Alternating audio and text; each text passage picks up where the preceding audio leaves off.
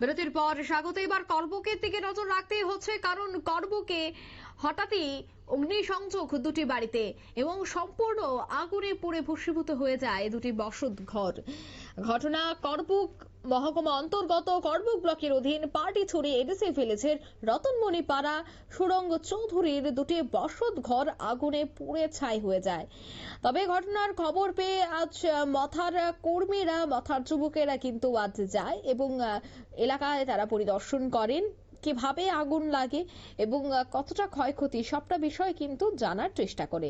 অন্যদিকে ত্রিপুরা মথার যুব সংগঠন অর্থাৎ ওয়াইটিএফ কিন্তু তারা কিন্তু দাঁড়িয়েছে এই পরিবারের পেছনে। তাদের পক্ষ থেকে চাল, ডাল, তেল, কাপড়, নিত্য প্রয়োজনীয় দ্রব্য সামগ্রীও কিন্তু তুলে দেওয়া হয় ক্ষতিগ্রস্ত পরিবারের হাতে। এবং এখানে উপস্থিত ছিলেন ওয়াইটিএফ এর প্রেসিডেন্ট থেকে শুরু করে ওয়াইটিএফ এর সেক্রেটারিগণ। সে বিষয়ে কি বলছেন সংশ্লিষ্টরা শোনাচ্ছি। আপনারা সেই ছবি দেখতে পাচ্ছেন, দুটি বসত ঘর সম্পূর্ণ ভস্মীভূত হয়ে যায়। তবে এখনো পর্যন্ত অগ্নিকাণ্ডের বা অগ্নিসংযোগের কারণ জানা যায়নি বা সবটা স্পষ্ট নয়।